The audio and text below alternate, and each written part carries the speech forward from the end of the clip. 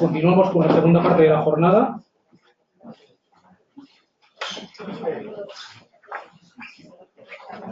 Continuamos con otro ejemplo de una aplicación práctica. En este caso es un grupo de viviendas de VPO. La ponencia la va a impartir Ramón Ruiz Cuevas, del Estudio de Arquitectura Luz de Espacio, y efectivamente nos va a hablar de un bloque de viviendas de VPO en Bermeo. Y bueno, pues cuando quieras tienes 30 minutos. Gracias, Carlos. Gracias a todos, buenos días. Gracias al colegio, a IOBE, a GBC, Tecnalia, por invitarnos a esta jornada técnica tan interesante. Y bueno, y quiero saludar también a los que nos están viendo por streaming, porque estamos haciendo de conejillo de indias para que todas las conferencias se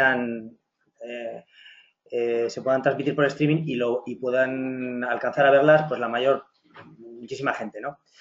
Bueno, pues saludos a todos los que nos están viendo, esperemos que salga bien. A mí me gustaría hacerlo de pie, pero bueno, voy a intentar hacerlo sentado porque parece que me oís mejor y me veis mejor. Pero bueno, si me levanto alguna vez, lo hemos intentado colocar, que se vea la pantalla detrás. El título de la conferencia está muy bien elegido. De la charla, de la jornada técnica. Porque si no cuantificamos las cosas, no las podemos comparar. Y realmente el número natural se inventó para comparar, no para contar, sino para comparar. Entonces, es fundamental que la sostenibilidad se pueda medir para comparar, para saber si somos más sostenibles, menos sostenibles, si somos más altos o somos más bajos. Voy a describir un poco mi historia, la historia de nuestro equipo por la sostenibilidad. Y pensando en esto, desde que empezamos, hace 11 años, yo he pensado cómo me viene a mí ese amor por este concepto de sostenibilidad y fundamentalmente de ecología. Yo me acuerdo de cuando era pequeño, un programa que se llamaba Planeta Azul, que presentaba Félix Rodríguez de la Fuente. Es un programa de televisión, cuando la televisión era en blanco y negro, que se emitió desde el año 68 al año 74. Al principio se llamaba Fauna, lo podéis ver en internet, en blanco y negro, y algunos capítulos, vamos. Y luego, este hecho es clave, él lo transformó el nombre en Planeta Azul. Y ahí, en ese momento, que era un momento clave en la historia, porque era la primera vez que nosotros nos veíamos. El hombre acababa de salir al espacio y empezaron a venir unas fotos de la Tierra.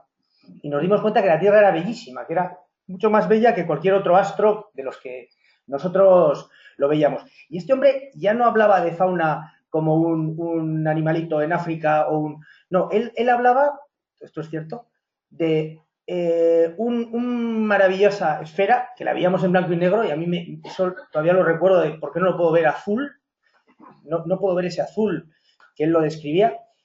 Y hablaba de una esfera que tenía una corteza mineral y con una piel viviente. Y esa piel viviente es la biosfera y ahí estamos nosotros. O sea, nosotros formamos parte de esa piel. Bueno, no me quiero extender, pero lo que decía Eduardo antes, nosotros formamos parte de esa piel. Y yo creo que el ciclo racional acabó.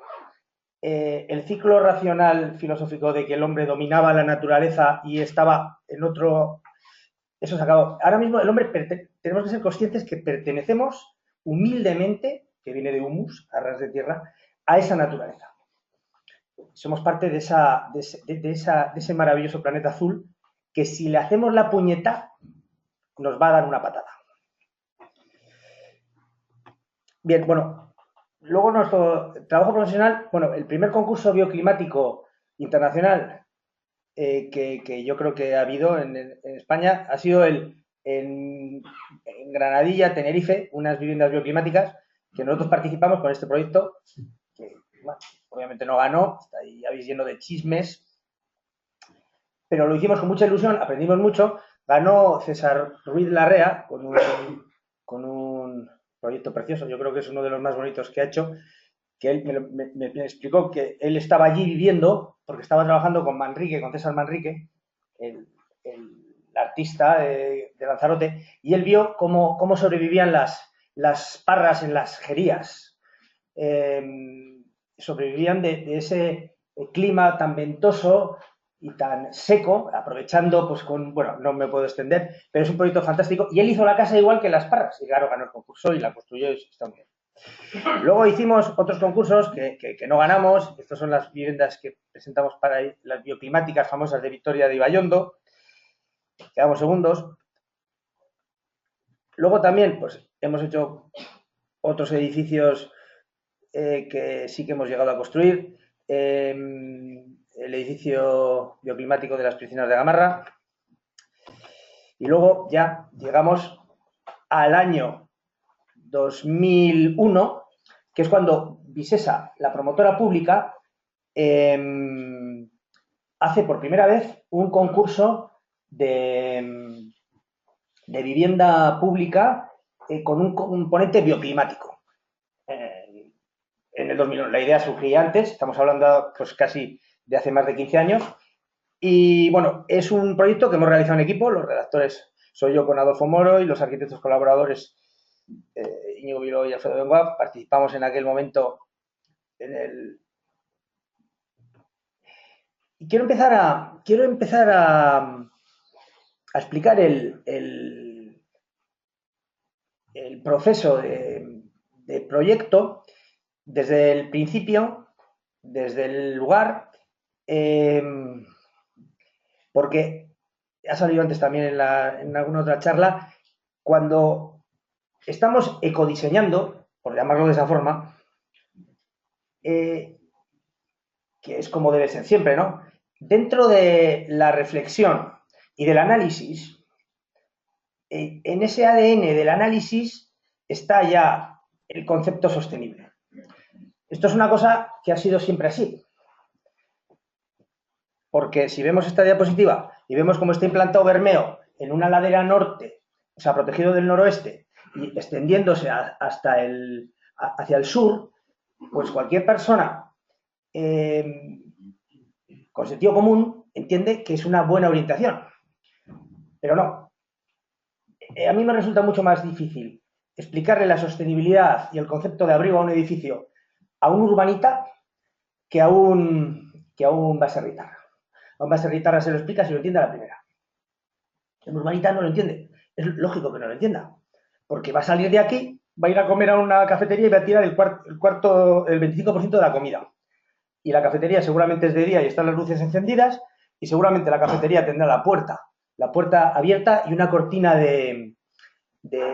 Y eso le parecerá bien al urbanita, porque lo lógico, entonces, ¿cómo va a entender esto? No lo puede entender. O sea, hay que hacer un lavado de filosófico, ¿no? Bueno, volviendo a Bermeo. Bueno, Bermeo, no me puedo enrollar mucho con la historia de Bermeo, pero bueno, fue una fundación romana en el siglo I a.C. y en la época de Flavio Vespasiano. Claro, los romanos llegarían en barco y vieron pues dónde podían entrar, dónde eran sitios de abrigo, dónde eran sitios agradables, que se podía establecerse. Y, claro, vinieron Urdaibai y no lo duraron. Además, tiene un carácter, tiene un carácter defensivo muy bueno, porque tiene aquí, esto ya intuís aquí la vieja muralla, que junto con el bravísimo acantilado de la atalaya la hace prácticamente inexpugnable. Incluso si la atacaran, los bermeanos podían huir hacia el mar. O sea, tiene una huida fácil por el mar. Este puerto, que es un gran abrigo, y esta caída de la ciudad hacia el sur, protegiéndose por esta propia atalaya, que es la montaña que sube y le protege a sí mismo del noroeste, que es el viento que viene. Entonces, el proyecto está ubicado aquí. Aquí vemos la vista, la maravillosa vista desde Soyuve. Bueno, podría hablar mucho más de Bermeo, que fue en la época de los Reyes Católicos construían allí naves y llegó a tener 15.000 habitantes. Fue antes que Bilbao Villa y era la capital de Vizcaya, 1200 y pico, bueno, pero es muy interesante, pero... esta es la ubicación de las viviendas en el punto más alto. Este es el emplazamiento, o sea, el plano de situación, de emplazamiento. Y, a ver, no veo así. Entonces, el solar, el concurso daba un solar con libertad, daba libertad para situar las 55 viviendas donde quisieras y con la forma que quisieras.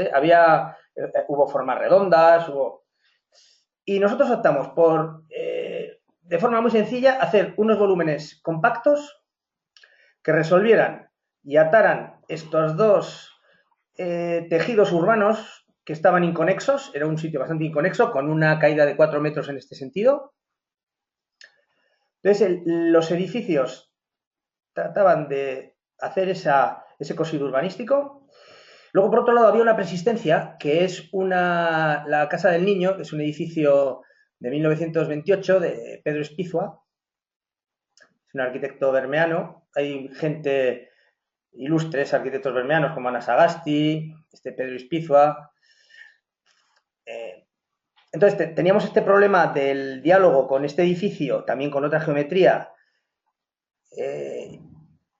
y se optó pues, por una situación muy sencilla, hacer estos dos bloques que ataran, hacer una plaza dura, dialogando con la Casa del Niño superior, hacer una plaza más vegetal, porque había aquí árboles, había ya unos árboles persistentes, otros árboles relacionados con el colegio, colegio del Sagrado Corazón, una plaza vegetal ya con pavimentos permeables, ya el volumen es compacto. Tú estás en esa clave de codiseño, pensando.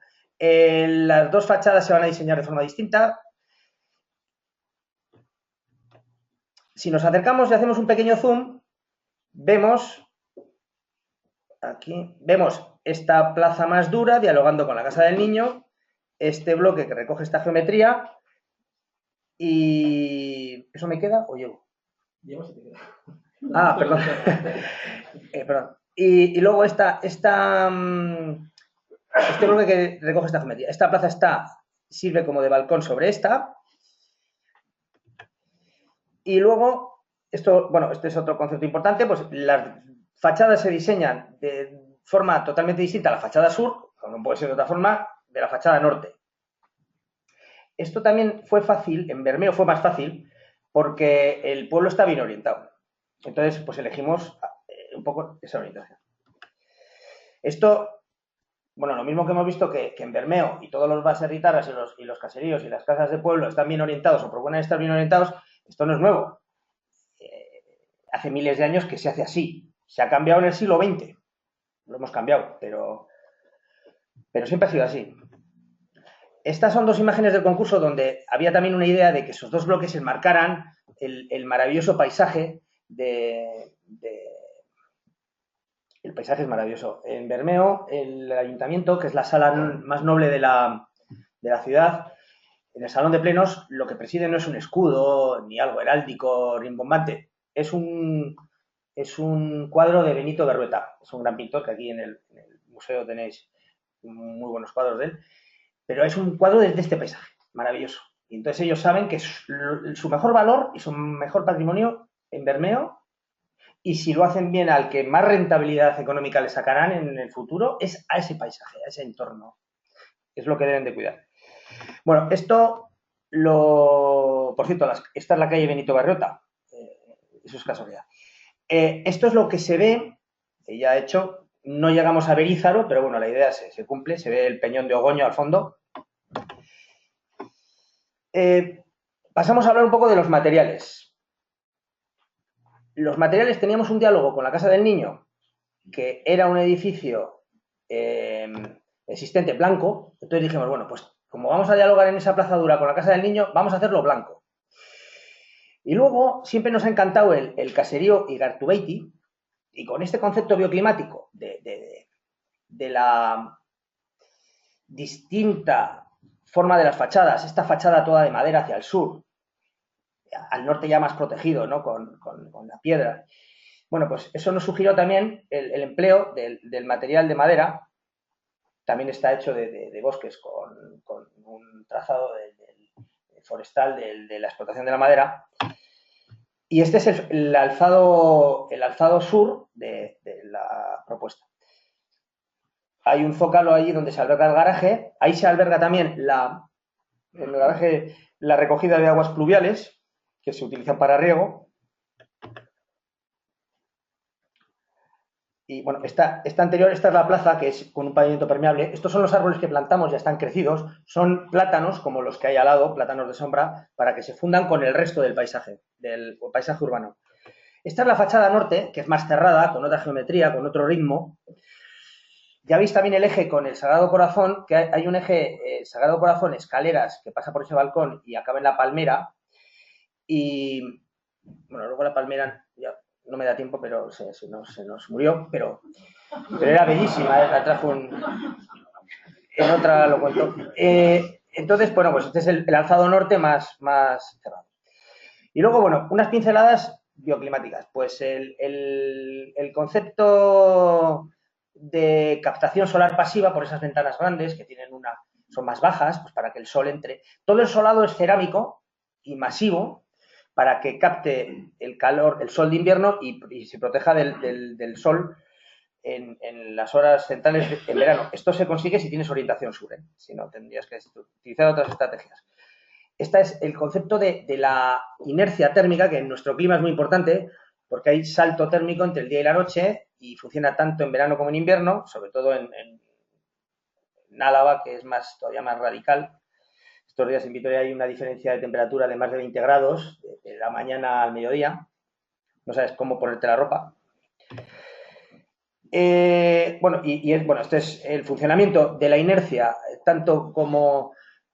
pero bueno, no me voy a extender en cómo funciona pero funciona muy bien. Tanto es un colchón, es un acumulador, como un acumulador de agua, pero es un acumulador de energía. Y en nuestro clima funciona muy bien.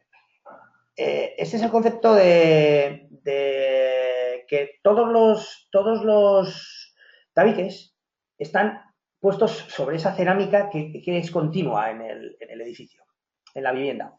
Y esto es importante porque, claro, el programa de viviendas que nos solicitaban era pues, el típico de tantas de 2 dormitorios y tantas de 3 dormitorios y todas iguales. Y la familia cada vez es más distinta. Y entonces, el hacer una vivienda que sea flexible contribuye a ahorrar un montón de dinero, de obras, de residuos, de emisiones.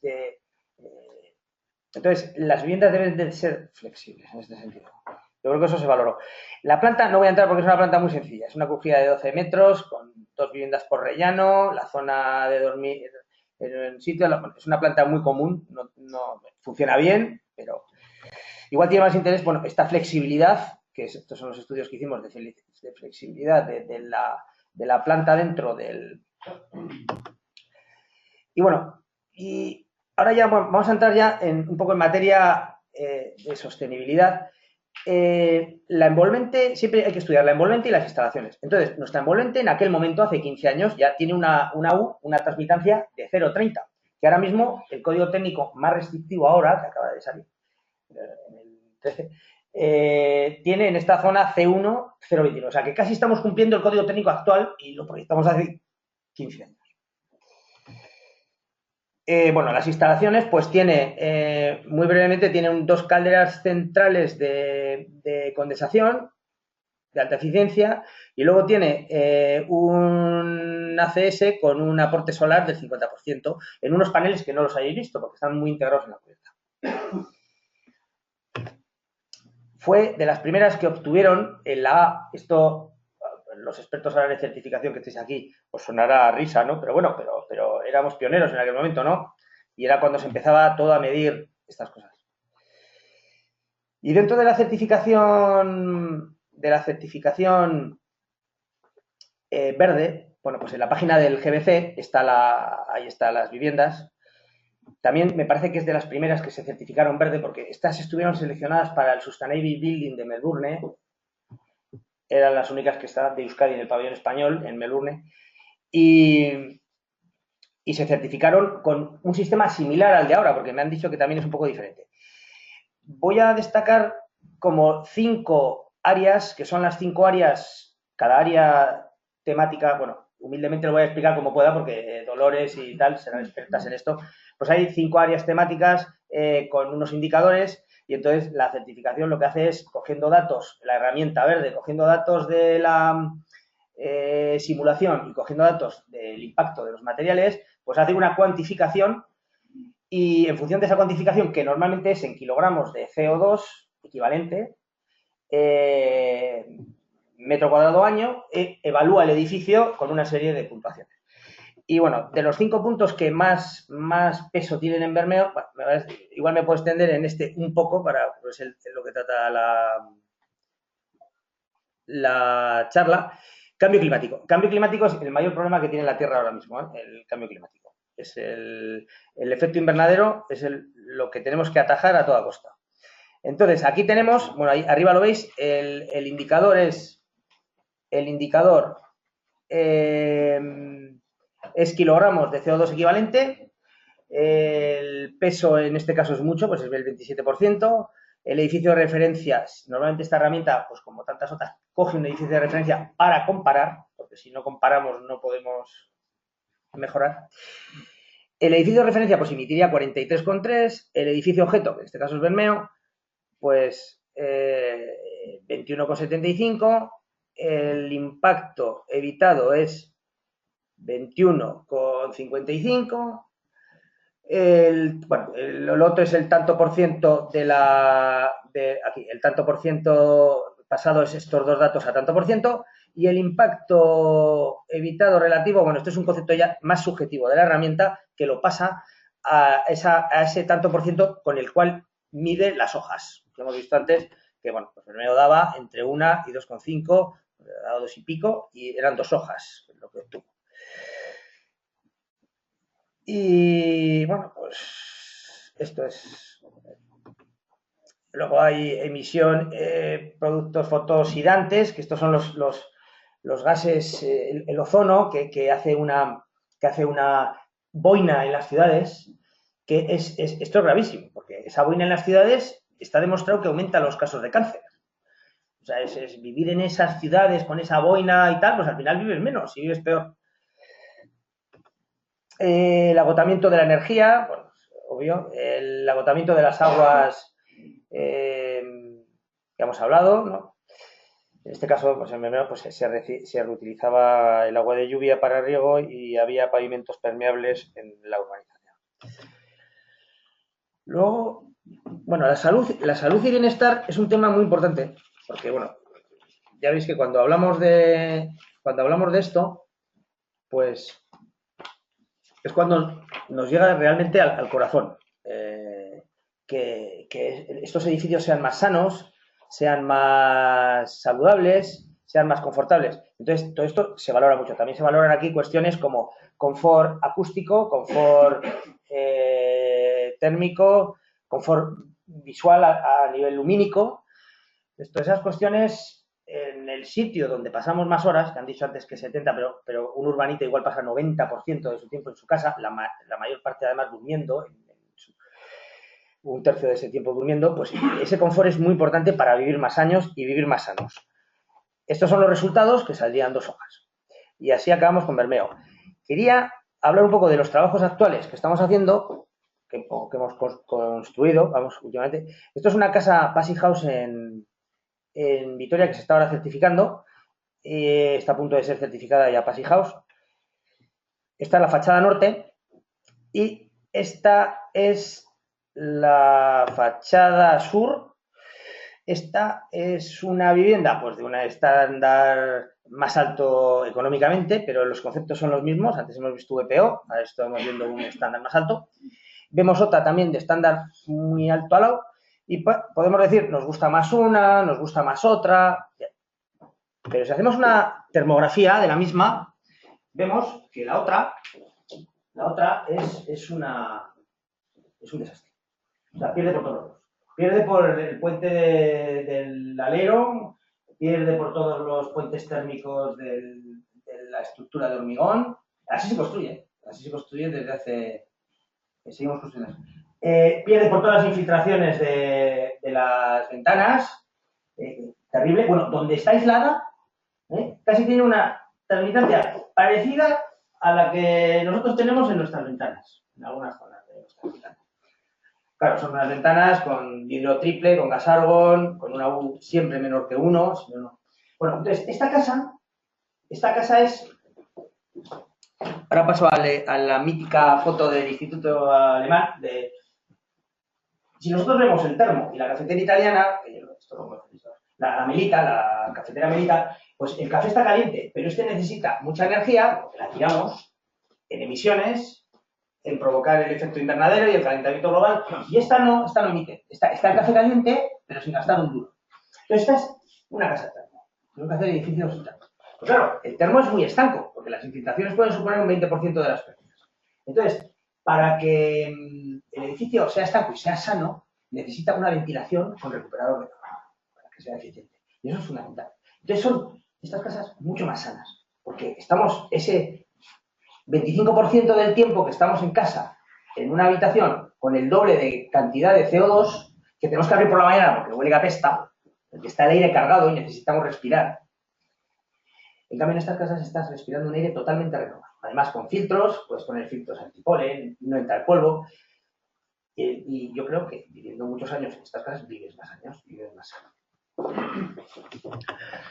Y luego estamos acabando ahora una rehabilitación energética en el barrio de Zaramaga, que es el único plan Revive que ha salido en Vitoria, de rehabilitación energética integral. Esto es el mismo concepto, pero en un barrio obrero. Esto es unas viviendas del año 61. Aquí vemos el edificio original y luego una infografía del reformado. Vemos el original, la otra fachada y una infografía. No, esta es foto real, faltan las lamas de la fachada oeste, porque como es fachada oeste, hay que poner protección vertical, porque si no hay un sobrecalentamiento. Entonces, el concepto es lo mismo que hemos explicado antes. Esta es la imagen termográfica de Zaramaga actual, es como la cafetera Melita que hemos visto antes. En enero, cuando haga frío, sacaremos a ver si nuestras viviendas de rehabilitación energética del barrio de Zaramaga son termo o no son termo. Lo haremos en enero porque tiene que haber un... Y otra vez lo mismo. Es una envolvente, tenemos que trabajar... Esto se me ha olvidado. Es decir, siempre trabajamos para disminuir las emisiones y la energía, como ya sabéis, es una ecuación. Arriba está la demanda energética y abajo está el rendimiento de las instalaciones. Entonces, arriba tenemos que bajar la demanda energética. Eso es la envolvente. Eso es la envolvente, lo que han hablado antes del diseño, de la neurona, de la arquitectura pasiva, pero sobre todo es la envolvente. Disminuir la demanda. Y luego el rendimiento de las instalaciones. Obviamente, abajo, pues el control, tenemos unos mecanismos modernos que pueden controlar y monitorizar. Y bueno, esto daría para otra charla, pero bueno, hay que aislar desde abajo, desde la cimentación hasta la cubierta. Las ventanas tienen que estar siempre en la capa la piel, en el abrigo, en la capa del aislamiento. Tienen que estar muy bien selladas para evitar las infiltraciones. Tienen que ser unas ventanas de calidad. Hay que invertir en las carpinterías y en la envolvente porque eso es un ahorro. Esta es la ventilación. Todas las casas tienen una ventilación con recuperador de calor. Y creo que es no hay la primera rehabilitación en todo el estado que tiene rehabilitación colectiva con ventilación con recuperador de calor en todas las viviendas. Entonces, esta es la máquina de unos 150 metros cúbicos de potencia, bueno, no voy a extenderme, que entra aquí en las viviendas, en el falso techo y echa en los lugares vivideros, en las estares y dormitorios y coge aire de las cocinas. Y aquí recupera el 90% del calor y entonces el aire que se respira en esas viviendas es muchísimo más. Eso a nivel de instalaciones, también a nivel de instalaciones, pues unas placas fotovoltaicas que hay en cubierta que sirven de autoconsumo para estos ventiladores con recuperador de calor. Y bueno, este es el gráfico comparativo del costo anual del edificio rehabilitado, que es el amarillo, y lo que costaría, esto es una simulación que hemos hecho, en el estado anterior al rehabilitado, simulando, ¿no?, el coste energético. Y como el coste de las medidas de sostenibilidad, o sea, aquí del 1.000.000 y pico de euros que ha costado, 1.000.000 y poco, millón, vamos a poner la rehabilitación, quitando la accesibilidad y quitando la urbanización, las medidas de sostenibilidad equivalen a esto. Entonces, la amortización sería en 15 años. Bueno, y también estamos haciendo trabajos de asesoramiento, de consultoría de sostenibilidad para otros compañeros arquitectos. También estamos haciendo controles externos de certificados energéticos. Y en el ámbito de la investigación, pues hemos hecho una guía que si en un programa de investigación de ERAICAL, que si metéis ERAICAL guía Zala, pues habla de esta, además está basada en gran parte en esa rehabilitación de Zaramaga, y ahí podéis ver cosas y tener más datos y aprender algo. Luego también, bueno, hemos hecho este programa que han hablado antes en Jove. Nosotros teníamos la lonja de Bermeo, un edificio en Bermeo, pero era la lonja. Y pues para acabar, quería acabar con una reflexión ya conocéis la isla de Pascua, la civilización Rapa Nui, que en el siglo XIV era una civilización muy, muy sofisticada. Bueno, fijaros los moais que hacía, los transportaba de unas canteras. Bueno. Y claro, pues había mucha sofisticación en su civilización, mucho éxito, mucha superpoblación, y esquilmó sus recursos. Estaban en medio del Pacífico, y al desforestar, pues en parte para construir sus moais, al utilizar en demasía todos esos recursos y sobrepoblarse, pues acabó pereciendo la civilización, porque claro, empezaron a entrar en una declive, no se podía plantar, tampoco me voy a enrollar con este tema, pero es muy interesante, entraron en guerras y bueno, y quedó en esos moais, algunos medio caídos, son los que nos recuerdan que como he empezado, la isla de Pascua es finita en medio del Pacífico, pero también nuestra Tierra nuestro planeta, donde estamos todos, es finito en medio del océano del universo, ¿no? Entonces, que es nuestra casa, que tenemos que preservarla, y que todo esto es para eso, para que es difícil porque toda nuestra economía se basa en el consumo, y la primera regla de la sostenibilidad es consumir menos, gastar menos. O sea, esa es la primera.